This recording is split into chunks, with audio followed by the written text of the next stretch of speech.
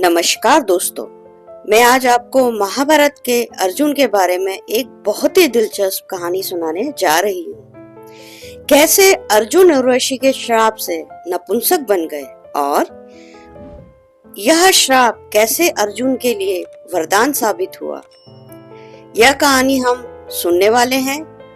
आज हमारी कहानी रोमांचक गलियों से फिर से गुजरने वाली है। आप अंत तक मेरे साथ जुड़े रहिएगा। तो चलिए हम अपनी कहानी शुरू करते हैं। अपने वनवास के समय एक बार पांडव वेद व्यास जी के आश्रम में पहुंचे और उन्हें अपना दुख बताया। युधिष्ठिर ने वेद व्यास जी से प्रार्थना करी कि वे उन्हें अपना राज्य पुनः प्राप्त करने का कोई उपाय बताएं।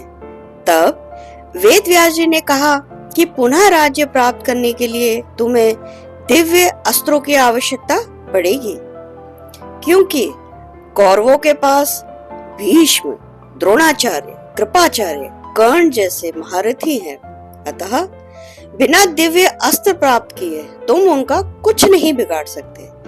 युधिष्ठिर के यह पूछने पर कि वो देवताओं से यह दिव्य अस्त्र कैसे प्राप्त करें, वेद व्यास जी ने कहा कि आप सब में केवल अर्जुन ही देवताओं को प्रसन्न करके दिव्यास्त्र प्राप्त कर सकते हैं।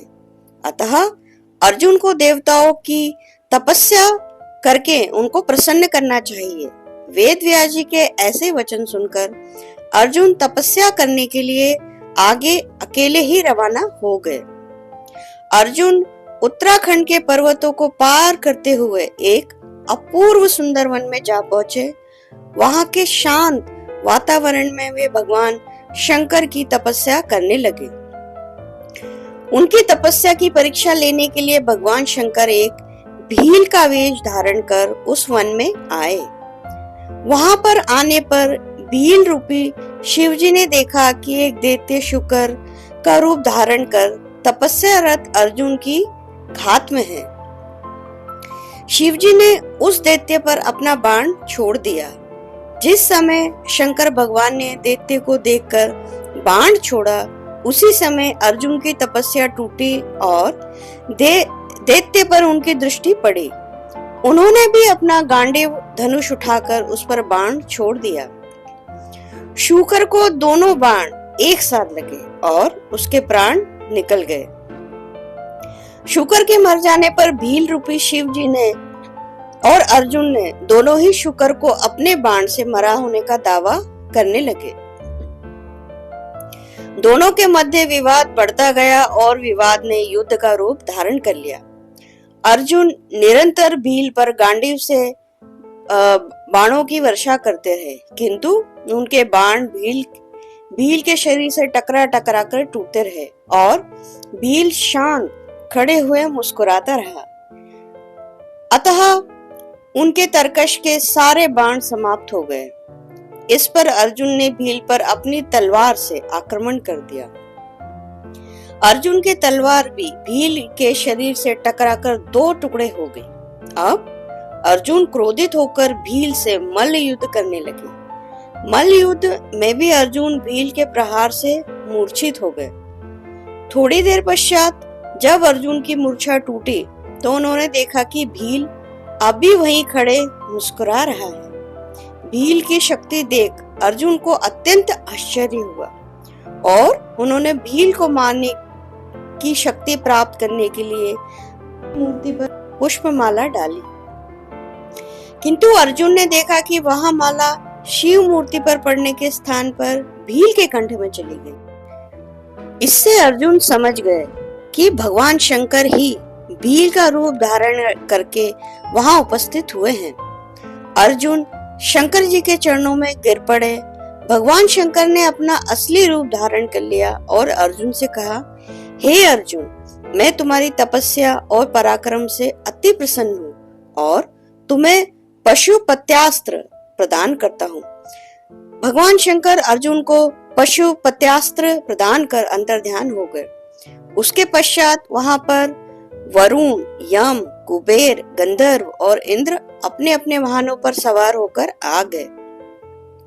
अर्जुन ने सभी देवताओं का विधिवत पूजा की। यह देखकर यमराज ने कहा, अर्जुन, तुम नर के अवतार हो तथा श्री कृष्ण नारायण के अवतार हैं। तुम दोनों मिलकर अब पृथ्वी का भार हल्का करो। इस प्रकार सभी देवताओं ने अर्जुन को आशीर्वाद दिया। विभिन्न प्रकार के दिव्य एवं अलौकिक अस्त्र शस्त्र प्रदान कर अपने अपने लोगों को चले गए। एक दिन जब चित्रसेन अर्जुन को संगीत और नृत्य की शिक्षा दे रहे थे, वहां पर इंद्र की अप्सरा उर्वशी आई और अर्जुन पर मोहित हो गई। उर्वशी ने अपने मन की इच्छा अर्जुन को बताई। उर्वशी के वचन सुनकर अर्जुन बोले, हे देवी, हमारे पूर्वज ने आपसे विवाह करके हमारे वंश का गौरव बढ़ाया था, अतः पुरु वंश की जननी होने के नाते आप हमारी माता के तुल्य हैं। हे देवी, मैं आपको प्रणाम करता हूँ। अर्जुन की बातों से उर्वशी के मन में बड़ा क्षोभ उत्पन्न हुआ और उसने अर्जुन से कहा, तुमने नपुंसकों जैसे वचन कहे हैं, अतः मैं तुम्हें शाप देती हूँ कि तुम 1 वर्ष तक नपुंसक बने रहोगे। इतना कहकर उर्वशी वहां से चली गई। जब इंद्र को इस घटना के विषय में ज्ञात हुआ तो वे अर्जुन से बोले, हे वत्स, तुमने जो व्यवहार किया है वह तुम्हारे योग्य ही था। उर्वशी का यह श्राप भी भगवान की इच्छा थी। यह श्राप तुम्हें अज्ञातवास के समय काम आएगा।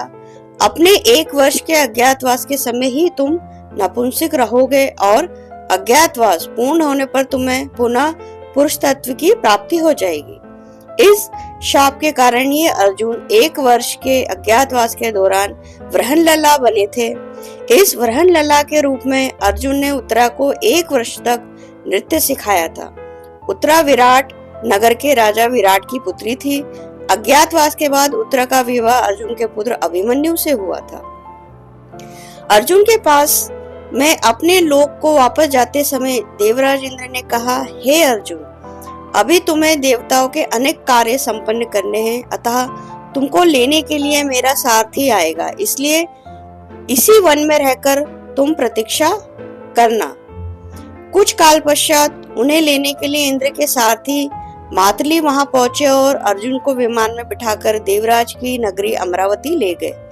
इंद्र के पास पहुंचकर अर्जुन ने उन्हें प्रणाम किया। देवराज इंद्र ने अर्जुन को आशीर्वाद देकर निकट आसन प्रदान किया। अमरावती में रहकर अर्जुन ने देवताओं से प्राप्त किए हुए दिव्य और अलौकिक अस्त्र शस्त्रों का प्रयोग विधि से सीखा और अस्त्रों पर चलाने का अभ्यास करके उन पर महारत हासिल कर ली। फिर एक दिन इंद्र अर्जुन से बोले, वत्स, तुम चित्रसेन नामक गंधर्व से संगीत और नृत्य की कला सीख लो। चित्रसेन ने इंद्र का आदेश पाकर अर्जुन को संगीत और नृत्य की कला में निपुण कर दिया। दोस्तों, अगर आपको हमारी ये प्रस्तुति पसंद आई हो तो हमें कमेंट करना ना भूलें। लाइक करें, शेयर करें और हमारे चैनल को सब्सक्राइब करें। धन्यवाद। अब मैं आपको मिलूंगी अगली वीडियो में। तब तक के लिए टेक केयर।